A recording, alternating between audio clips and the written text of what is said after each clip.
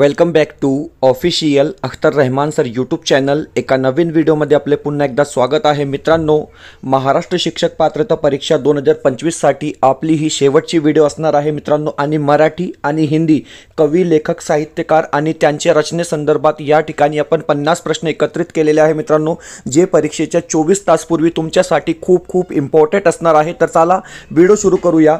Video सुरू करण्या अगोदर आपण जर आमच्या चॅनलवर नवीन असाल तर प्लीज चॅनलला सबस्क्राइब करा। साइडचे जे बेल नोटिफिकेशन आहे त्याला देखील ऑन करा, जेणेकरून आपल्याला अशाच प्रकारचे व्हिडिओ वेळेवर पाहायला मिळेल। मित्रांनो, डिस्क्रिप्शनमध्ये आमच्या टेलिग्राम आणि व्हॉट्सअप चॅनलची लिंक सुद्धा दिलेली आहे। तेथे जाऊन आपण आमच्या टेलिग्राम आणि व्हॉट्सअप चॅनलला सुद्धा जॉईन करू शकतात। प्रश्न क्रमांक 1 व्हिडिओला प्लीज लाईक करा। हे बघा मित्रांनो, प्रश्न क्रमांक 1 विचारलेला आहे की राजा मंगळ वेडेकर यांचे पूर्ण नाव काय आहे। तर हे बघा, डायरेक्ट उत्तर आपण या ठिकाणी पाहणार आहोत मित्रांनो। आणि non stop Hindi plus Marathi आपण 50 प्रश्न साहित्यकार आणि त्यांची रचना, कवी, लेखक यांच्या संदर्भात पाहणार आहोत। तर हे बघा, वसंत नारायण मंगळ वेडेकर म्हणजे ऑप्शन क्रमांक 2 जे असेल ते आपला काय असणार आहे, योग्य उत्तर या ठिकाणी असणार आहे। पुढचा जे प्रश्न आहे, प्रश्न क्रमांक 2 विचारलेला आहे की वनवास या पुस्तकाचे लेखक कोण आहेत। तर हे बघा, 4 ऑप्शन दिलेले आहे आणि वनवास या पुस्तकाचे जे लेखक आहेत ते असणार आहे प्रकाश संत, म्हणजे पर्याय क्रमांक जे 2 असेल ते आपला योग्य उत्तर आहे। पुढचा जे प्रश्न आहे, प्रश्न क्रमांक 3 तिसरा प्रश्न विचारलेला आहे की गीताई या ग्रंथाचे लेखक कोण। 4 ऑप्शन दिलेले आहे आणि विनोबा भावे आपला काय असणार आहे, योग्य उत्तर। पुढचा जे प्रश्न आहे, प्रश्न क्रमांक 4 चौथा प्रश्न विचारलेला आहे की यशवंतराव चव्हाण यांचे आत्मचरित्र पुढीलपैकी कोणते। या ठिकाणी सुद्धा 4 ऑप्शन आहे आणि कृष्णाकांत म्हणजे ऑप्शन क्रमांक 3 इज द राईट आन्सर। पर्याय क्रमांक 3 बरोबर उत्तर या ठिकाणी असणार आहे। पुढचा जे प्रश्न आहे, प्रश्न क्रमांक 5 विचारलेला आहे की हे बघा, या ठिकाणी प्रश्न चेंज करून विचारलेला आहे, दोन्ही प्रश्नामध्ये फरक आहे। प्रश्न असा आहे की यशवंतराव चव्हाण यांनी खालीलपैकी कोणते पुस्तक लिहिले नाही, असा प्रश्न विचारलेला आहे। आपल्याला 4 ऑप्शन दिलेले आहे। तर हे बघा, युगांतर हे काय असणार आहे, आपलं योग्य उत्तर असणार आहे, कारण की यशवंतराव चव्हाण यांनी युगांतर हे पुस्तक जे आहे ते लिहिले नाही, म्हणजे पर्याय क्रमांक 2 आपला बरोबर उत्तर असणार आहे। पुढचा जे प्रश्न आहे, प्रश्न क्रमांक 6वा प्रश्न अशा प्रकारे दिलेला आहे की पुढीलपैकी कोणते नाव आत्मचरित्राचे नाही, अशा प्रकारे प्रश्न विचारलेला आहे। 4 ऑप्शन आपल्याला या ठिकाणी दिलेले आहे आणि पर्याय क्रमांक जे 2 असेल संपूर्ण बाळकराम ते आपला काय असणार आहे, योग्य उत्तर असणार आहे। पुढचा जे प्रश्न आहे, प्रश्न क्रमांक 7वा प्रश्न आहे की पुढील समीक्षात्मक पुस्तकाच्या नावांमधून नरहर कुरुंदकर यांचे पुस्तक ओळखा। हे बघा मित्रांनो, खूप इम्पॉर्टंट हे प्रश्न आहे। 4 ऑप्शन आपल्याला या ठिकाणी दिलेले आहे आणि धार आणि काठ म्हणजे पर्याय क्रमांक 1 आपला बरोबर उत्तर आहे। ऑप्शन क्रमांक 1 इज द राईट आन्सर। पुढचा जे प्रश्न आहे, प्रश्न क्रमांक 8 विचारलेला आहे की पुढीलपैकी कोणती प्रकाशन संस्था मुंबई बाहेरची आहे, अशा प्रकारे प्रश्न दिलेला आहे। आपल्याला 4 ऑप्शन दिलेले आहे। तर हे बघा, सुविचार प्रकाशन मंडळ ही प्रकाशन संस्था मुंबई बाहेरची असणार आहे, म्हणजे ऑप्शन क्रमांक जे 4 असेल ते आपला योग्य उत्तर या ठिकाणी राहणार आहे। प्रश्न क्रमांक 9 विचारलेला आहे की पुढील लेखकांपैकी अर्थशास्त्राचे प्राध्यापक कोण। खूप इम्पॉर्टंट प्रश्न आहे, अर्थशास्त्राचे प्राध्यापक कोण। तर हे बघा, ऑप्शन क्रमांक जे 2 असेल गंगाधर गाडगीळ आपला योग्य उत्तर असणार आहे। ऑप्शन क्रमांक 2 इज अ राईट आन्सर। पुढचा जे प्रश्न आहे, प्रश्न क्रमांक 10वा प्रश्न विचारलेला आहे की पुढील जोड्यांमधून योग्य जोडी ओळखा। तर हे बघा मित्रांनो, 4 जोड्या आपल्याला या ठिकाणी दिलेली आहे आणि योग्य जोडी आहे श्रीनिवास विनायक कुलकर्णी सोन्याची पिंपळ, हे काय असणार आहे, आपली योग्य जोडी या ठिकाणी असणार आहे। पुढचा जे प्रश्न आहे, प्रश्न क्रमांक 11 नॉन स्टॉप 50 प्रश्न आपण साहित्यकार आणि त्यांचे रचने, लेखक, कवी यांच्या संदर्भात पाहत आहोत। तर हे बघा, पुढील कादंबऱ्यामधून रंगनाथ पठारे यांच्या कादंबरीचे नाव ओळखा।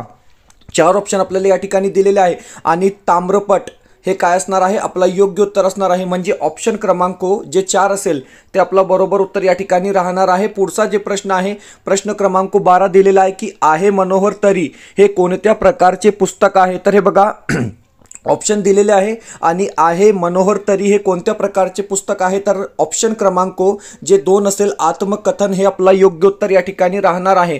पुढचा जे प्रश्न आहे, प्रश्न क्रमांक 13वा प्रश्न दिलेला आहे की रक्तपुष्प ही प्रसिद्ध एकांकी कोणी लिहिली आहे।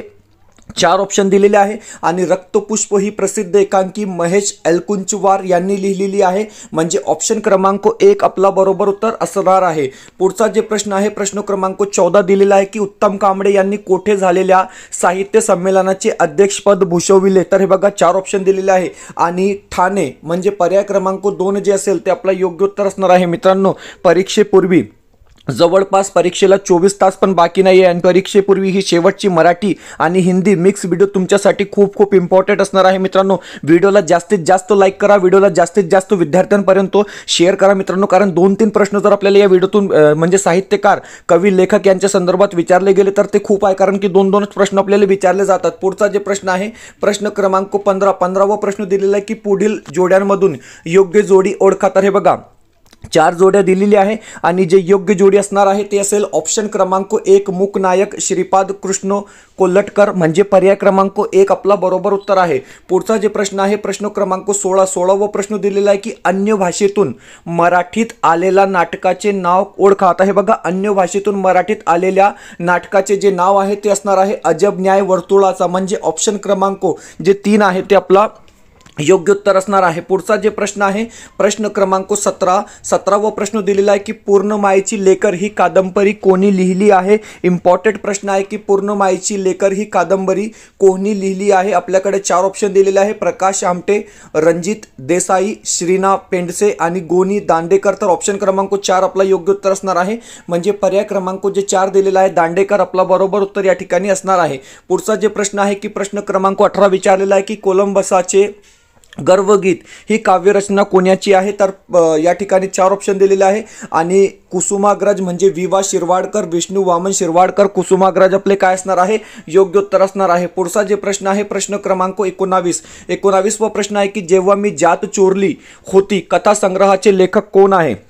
4 ऑप्शन दिलेले आहे मित्रांनो आणि हे बघा जेव्हा मी जात चोरली होती या कथा संग्रहाचे जे लेखक असणार आहे ते असेल ऑप्शन क्रमांक 4 बाबूराव बागुल, म्हणजे पर्याय क्रमांक 4 जे असेल ते आपलं योग्य उत्तर असणार आहे. मित्रांनो व्हिडिओ आवडत असेल तर प्लीज व्हिडिओला लाईक करा, चॅनलवर नवीन असाल तर प्लीज चॅनलला सबस्क्राईब करा.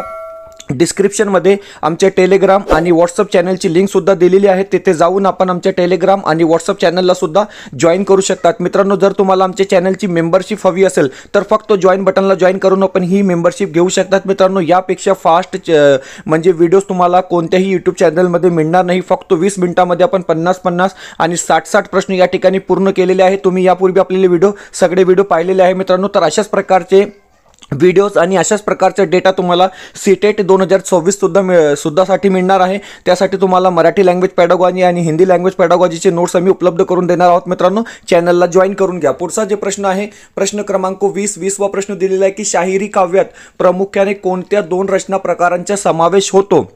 तर हे बघा हा प्रश्न सुद्धा इम्पॉर्टंट आहे, पौडा आणि लावणी. ऑप्शन क्रमांक जे 3 असेल ते आपला योग्य उत्तर असणार आहे. पुढचा जे प्रश्न आहे प्रश्न क्रमांक 21वा प्रश्न दिलेला आहे की चुकीचे समीकरण ओळखा. आता हे बघा मित्रांनो चुकीचे जे समीकरण आहे ते कोणते. तर हे बघा संत एकनाथ भारुड बरोबर आहे, संत ज्ञानेश्वर ओवी बरोबर आहे, संत तुकाराम अभंग बरोबर आहे, परंतु संत नामदेव पसायदान ही चुकीची जोडी या ठिकाणी असणार आहे. बरोबर जोडी काय आहे ते कमेंट करून तुम्ही सांगू शकतात. पुढचा जे प्रश्न आहे प्रश्न क्रमांक 22वा प्रश्न दिलेला आहे की सुप्रसिद्ध कवी ग्रेस यांचे नाव काय. तर हे बघा सुप्रसिद्ध कवी जे ग्रेस आहे त्यांचे नाव आहे माणिक गोडघाटे, म्हणजे ऑप्शन क्रमांक 1 आपला बरोबर उत्तर आहे. पुढचा जे प्रश्न आहे प्रश्न क्रमांक 23 दिलेला आहे की पुढील नावांमधून मंगेश पडगावकर यांच्या कविता संग्रहाचे नसलेले नाव कोणते. 4 ऑप्शन दिलेले आहे आणि मंगेश पडगावकर यांच्या कविता संग्रहाचे नाव कोणते, नसलेले नाव कोणते. तर हे बघा नसलेले नाव कोणते तर संहिता, म्हणजे पर्याय क्रमांक 4 आपला योग्य उत्तर या ठिकाणी राहणार आहे. पुढचा जे प्रश्न आहे प्रश्न अशा प्रकारे विचारलेला आहे की पुरुष या नाटकाचे लेखक कोण. आपल्याला 4 ऑप्शन दिलेले आहे मित्रांनो आणि पुरुष या नाटकाचे जे लेखक आहे ते जयवंत दळवी, म्हणजे ऑप्शन क्रमांक जे 4 असेल ते आपलं योग्य उत्तर असणार आहे. प्रश्न क्रमांक 25वा प्रश्न दिलेला आहे की दमयंती स्वयंवर या काव्याचे कवी कोण. 4 ऑप्शन दिलेले आहे आणि हे बघा या ठिकाणी रघुनाथ पंडित आपलं योग्य उत्तर असणार आहे, म्हणजे ऑप्शन क्रमांक जे 2 असेल ते आपलं काय असणार आहे योग्य उत्तर असणार आहे. मित्रांनो जवळपास 9 मिनिटांमध्ये आपण 25 प्रश्न पूर्ण केलेले आहे. प्रश्न क्रमांक 26वा प्रश्न दिलेला आहे की या सत्तेत जीव रमत नाही हा काव्यसंग्रह कोणाचा आहे. 4 ऑप्शन दिलेले आहे आणि हे बघा 4 ऑप्शन दिलेले आहे आणि नामदेव ढसाळ, म्हणजे ऑप्शन क्रमांक जे 3 असेल ते आपलं योग्य उत्तर या ठिकाणी राहणार आहे. पुढचा जे प्रश्न विचारलेला आहे प्रश्न अशा प्रकारे आहे की पुढील नावांमधून आत्मकथनपर पुस्तकाचे नाव ओळखा. तर हे बघा आत्मकथनपर पुस्तकाचे जे नाव असेल ते असणार आहे गबाळ, म्हणजे पर्याय क्रमांक 4 आपला बरोबर उत्तर राहणार आहे.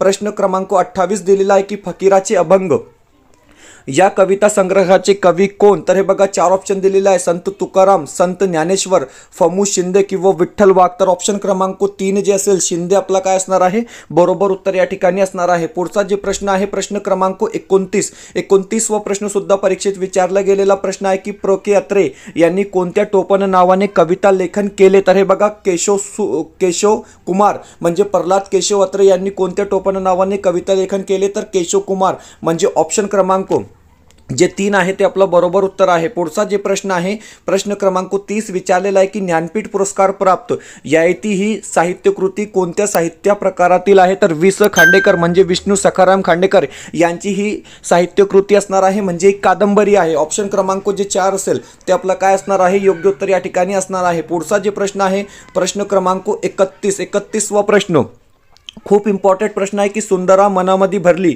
ही राम जोशी यांची रचना कोणत्या प्रकारातील आहे? तर हे बघा 4 ऑप्शन दिलेले आहे आणि लावणी आपला काय असणार आहे, योग्य उत्तर असणार आहे, कारण की सुंदरा मनमध्ये भरली ही राम जोशी यांची रचना कोणत्या प्रकारातील असणार आहे? तर लावणी या प्रकारातील असेल. पुढचा जे प्रश्न आहे प्रश्न क्रमांक 32 वा प्रश्न दिलेला आहे की शिखांच्या ग्रंथ साहेब या ग्रंथात कोणत्या संतांची 61 कवने समाविष्ट आहे? अशा प्रकारे प्रश्न विचारलेला आहे आणि संत नामदेव म्हणजे पर्याय क्रमांक 1 आपला बरोबर उत्तर या ठिकाणी असणार आहे. पुढचा जे प्रश्न आहे प्रश्न क्रमांक 33 विचारलेला आहे की सम्राट सिंह या नाटकाचे लेखक कोण?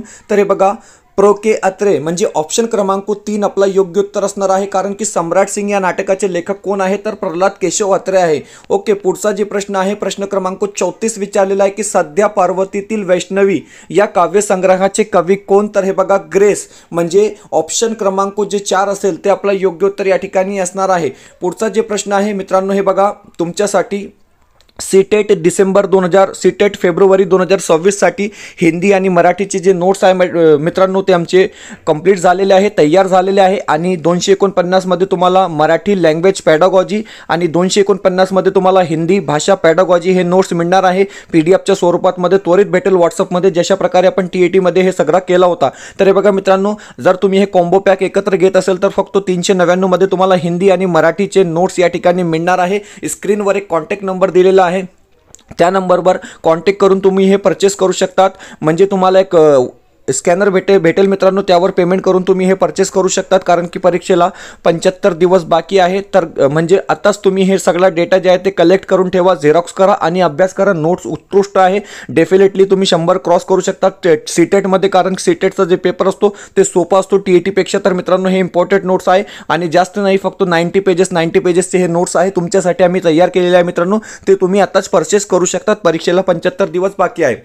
व्हिडिओला लाईक करा, चॅनलला सबस्क्राइब करा. आता पुढचे जे प्रश्न आहे मित्रांनो ते हिंदी विषयाचे, म्हणजे हिंदी भाषा 1 पेपर 1 आणि पेपर 2 साहित्यकार, कवि, लेखक और उनकी रचनाओं को लेकर प्रश्न हम यहाँ पर देखेंगे दोस्तों, क्योंकि सीटेट में आपको जो है बहुत ज़्यादा बेनिफिट हमारे इस चैनल का मिलेगा दोस्तों, क्योंकि हमारी जो प्रथम लैंग्वेज है वो हिंदी है और मराठी से थोड़ी ज़्यादा बेटर हम हिंदी बोल सकते हैं दोस्तों, तो वो बात आप समझते हैं और जानते भी है. यहाँ पर प्रश्न पूछा गया है कि विनय पत्रिका के रचनाकार कौन है? तो देखिए 4 ऑप्शन आपकी स्क्रीन पर दिए गए हैं और तुलसीदास जी का नाम यहां पर आप क्या है दोस्तों सही जवाब में लगा देंगे, क्योंकि विनय पत्रिका के रचनाकार कौन है? तो तुलसीदास जी है. अगला जो प्रश्न पूछा गया है वो प्रश्न है दोस्तों इस प्रकार, क्योंकि पहली वीडियो ऐसी है जहां पर हिंदी और मराठी के मिक्स साहित्यकार को लेकर प्रश्न आपको देखने के लिए मिल रहे हैं दोस्तों, और बिल्कुल फास्ट तरीके से मिल रहे हैं, बिल्कुल निस्वार्थ सेवा हम आपकी यहां पर कर रहे हैं. हास्य व्यंग्य लेखक के रूप में किस रचनाकार का नाम प्रसिद्ध है? तो देखिए हरिशंकर परसाई हमारा क्या है यहां पर सही जवाब रहेगा. अगला जो प्रश्न पूछा गया है आपसे कि निम्न कवियों में से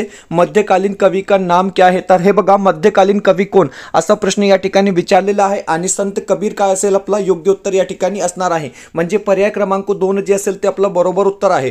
पुढचा जे प्रश्न आहे प्रश्न अशा प्रकारे दिलेला आहे की निम्नलिखित रचनाओं में से कौन सा छायावादी रचनाकार नहीं है? आता हे बघा छायावादी रचनाकार नाही अशा प्रकारे प्रश्न दिलेला आहे. आपल्याला 4 ऑप्शन दिलेला आहे, तर महादेवी वर्मा हे छायावादी रचनाकार आहे आणि जयशंकर प्रसाद हे छायावादचे जनक आहेत. सोबतच सुमित्रानंदन पंत हे सुद्धा छायावादी कवी असणार आहे, परंतु मैथिली शरण गुप्त या ठिकाणी आपलं बरोबर उत्तर असणार आहे. कारण की हे छायावादी रचनाकार नाही, म्हणजे ऑप्शन क्रमांक 2 आपलं योग्य उत्तर असणार आहे। पुढचा जे प्रश्न विचारलेला आहे की महाभोज उपन्यास के रचनाकार कौन है। आता हे बघा, महाभोज उपन्यास के रचनाकार कोण, अशा प्रकारे प्रश्न विचारलेला आहे। आपल्याला या ठिकाणी सुद्धा 4 ऑप्शन दिलेले आहे आणि मनु भंडारी आपला काय असणार आहे, योग्य उत्तर असणार आहे। म्हणजे पर्याय क्रमांक 4 जे असेल ते आपलं बरोबर उत्तर राहणार आहे। पुढचा जे प्रश्न दिलेला आहे प्रश्न क्रमांक 40 वा प्रश्न विचारलेला आहे की कफन कहानी के रचयिता कोण है। आता हे बघा मित्रांनो, कफन हे कहाणी कोणी लिहिलेली आहे किंवा हे कथा कोणी लिहिलेली आहे, 4 ऑप्शन दिलेले आहे आणि प्रेमचंद, मुंशी प्रेमचंद काय असणार आहे, आपला योग्य उत्तर असणार आहे। दोस्तों, वीडियो में आगे बढ़ने से पहले अगर आप हमारे चैनल पे नए हो तो प्लीज चैनल को सब्सक्राइब कीजिए, साथ ही साथ बेल नोटिफिकेशन को ऑन कीजिए ताकि आपको आने वाले वीडियोस की नोटिफिकेशन जो है वो आसानी से मिल पाए। और दोस्तों, अगर आप हमसे जुड़ना चाहते हो तो डिस्क्रिप्शन में जाकर आपको हमारे टेलीग्राम और व्हाट्सअप चैनल को ज्वाइन कर लेना है, जहां से आपको तमाम अपडेट वक्त वक्त पर देखने के लिए मिलेंगी। साथ ही साथ अगर आप हमारे चैनल की मेंबरशिप हासिल करना चाहते हो तो सिंपली ज्वाइन बटन को ज्वाइन कर आप हमारे चैनल की मेंबरशिप हासिल कर लेंगे दोस्तों, क्योंकि सीटेट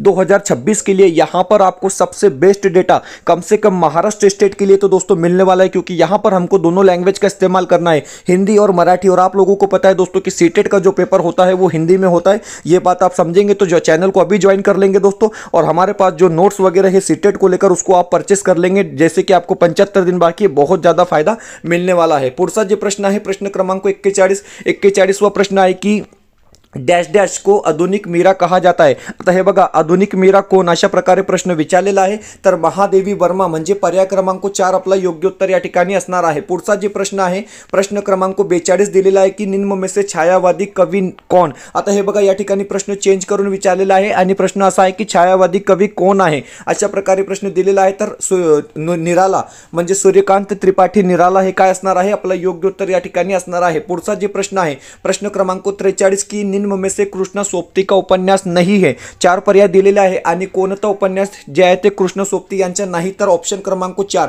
अनित्य म्हणजे पर्याय क्रमांक 4 आपला योग्य उत्तर असणार आहे।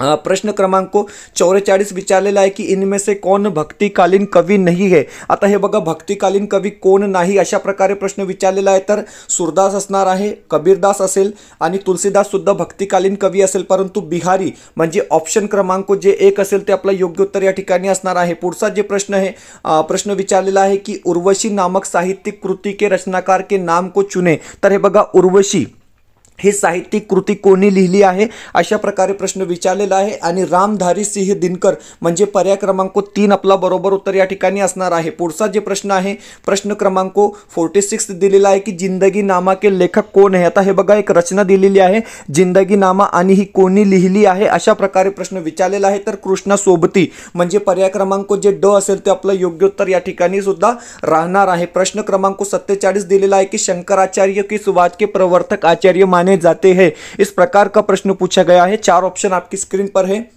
और अद्वैतवाद म्हणजे ऑप्शन क्रमांक 1 जे असेल ते आपलं योग्य उत्तर या ठिकाणी असणार आहे। प्रश्न क्रमांक 48 वा प्रश्न दिलेला आहे की हिंदी का प्रथम नाटक निम्न में से कौन सा माना जाता है। आता हे बघा मित्रांनो, हिंदीचा जे प्रथम नाटक आहे ते कोणता आहे अशा प्रकारे प्रश्न विचारलेला आहे। आपल्याला 4 ऑप्शन दिलेले आहे आणि ऑप्शन क्रमांक जे 1 असेल आनंद रघुनंदन हे काय असणार आहे, आपलं योग्य उत्तर या ठिकाणी असणार आहे। पुढचा जे प्रश्न आहे प्रश्न क्रमांक 49 वा प्रश्न दिलेला आहे की इनमें से कौन सा उपन्यास अमीर खुसरो के जीवन पर केंद्रित है। आता हे बघा, एका प्रकारे अमीर खुसरो यांची जीवनी आपण याला म्हणू शकतो मित्रांनो की अमीर खुसरो यांच्या जीवनावर कोणता उपन्यास केंद्रित आहे। तर 4 ऑप्शन दिलेले आहे आणि आईना साज काय असणार आहे, आपलं योग्य उत्तर असणार आहे। मित्रांनो, व्हिडिओला जास्तीत जास्त शेअर करा, कारण परीक्षेला फक्त आणि फक्त 20-22 तास बाकी आहे मित्रांनो, कारण की एकही विद्यार्थ्याचं नुकसान नको म्हणून व्हिडिओला प्लीज जास्तीत जास्त शेअर करा। आपण या ठिकाणी जे 50 प्रश्न पाहत आहोत हिंदी आणि मराठी भाषेचे, ते खूप इम्पॉर्टंट प्रश्न आहे मित्रांनो, कारण व्हिडिओला जास्तीत जास्त शेअर करा। माहिती काय दिलेली आहे ते माहिती तुम्ही चला माहिती सोडा, टाइम नाही मित्रांनो तितका। प्रश्न आहे की निहार किसकी रचना आहे। आता शेवटचा प्रश्न या ठिकाणी दिलेला आहे की निहार किसकी रचना आहे। तर हे बघा, 4 ऑप्शन दिलेले आहे आणि महादेवी वर्मा या ठिकाणी असणार आहे ते आपलं बरोबर उत्तर असेल मित्रांनो, कारण निहार ही रचना कोणाची, तर महादेवी वर्मा यांची आहे। अशा प्रकारे आपण 50 प्रश्न पाहिले आहोत मित्रांनो। और दोस्तों, आप देख सकते हैं कि सीटेट फरवरी 2026 के लिए आप लोगों के लिए बेस्ट ऑफर हम लेकर आए हैं दोस्तों, क्योंकि यहाँ पर जिस तरीके से हमने डेटा क्रिएट किया और 75 दिन परीक्षा में बाकी है, बिल्कुल हड़बड़ाने का आपको कोई ज़रूरत नहीं है दोस्तों। आप एकदम इत्मीनान से क्या है अपनी स्टडी शुरू कर सकते हैं। जिस तरीके से आपने टीएटी में अपना चांस गंवा दिया, बहुत लेट आप लोगों ने जो है दोस्तों स्टडी शुरू किए, तो वैसा सीटेट में नहीं करना है। बिल्कुल हम आपको लिए एक एक चीज़ जो है दोस्तों अवेलेबल कर देंगे। बिल्कुल आप क्या है 24 तारीख से सीधे सीधे तौर पर सीटेट के पीछे लग जाएंगे, क्योंकि पढ़ना अगर छोड़ दिए तो फिर से पढ़ना जो है आप लोगों के लिए मुश्किल होगा दोस्तों, ये आप लोगों को पता है। फिलहाल ये आखिरी वीडियो थी दोस्तों, और यहाँ पर हमारा टीएटी 2025 का जो सफ़र है वो ख़त्म होता है। मिलते हैं नए वीडियो में सीटेट के साथ।